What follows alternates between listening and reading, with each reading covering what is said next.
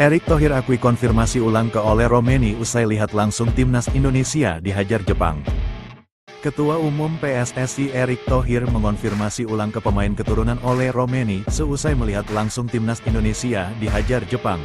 Timnas Indonesia memang dihajar Jepang 0-4 dalam laga kelima grup C kualifikasi Piala Dunia 2026 zona Asia di Stadion Utama Gelora Bung Karno, SUGBK, Senayan, Jakarta, Jumat, tanggal 15 November tahun 2024.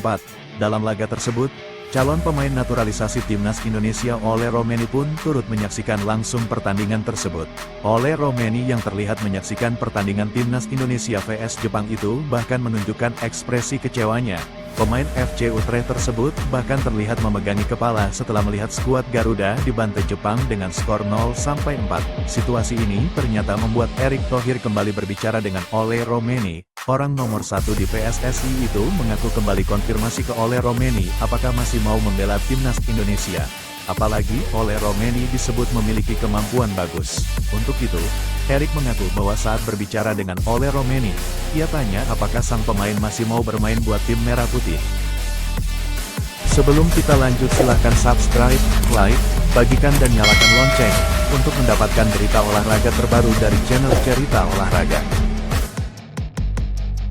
Kemarin setelah pertandingan saya ketemu Ole, di luar kebiasaan saya, biasanya ketemu, gini-gini, saya gak mau, karena Ole saya lihat orangnya sangat serius.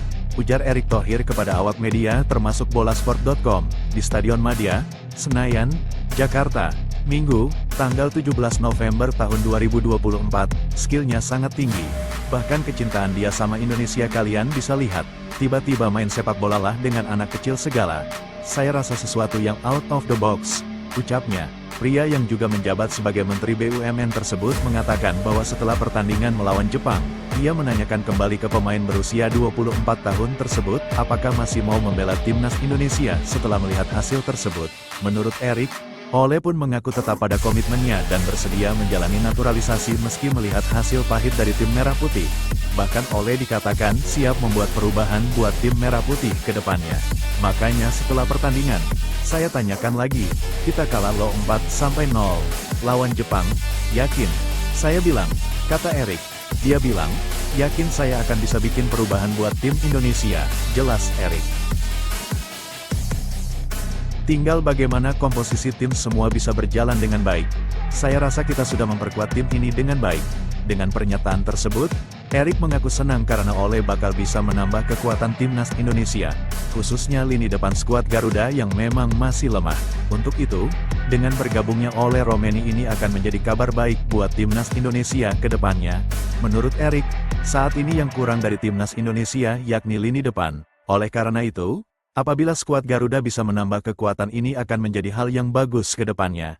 Jadi kalau Ole nanti benar-benar gabung di bulan Maret, bagian yang hilang, kalau kita lihat berulang-ulang, waktu lawan Irak di babak pertama kita sudah menekan tidak bisa gol, di babak kedua kita kena kebobolan, ya memang bagian yang hilang itu ya di posisi striker, tutur Erick. Ya, terima kasih Ole walaupun dalam situasi tim nasional tertekan, dia masih punya komitmen. Jadi ya ini Merah Putih juga, dari Medan, mungkin anak Medan Fighter juga, tuturnya.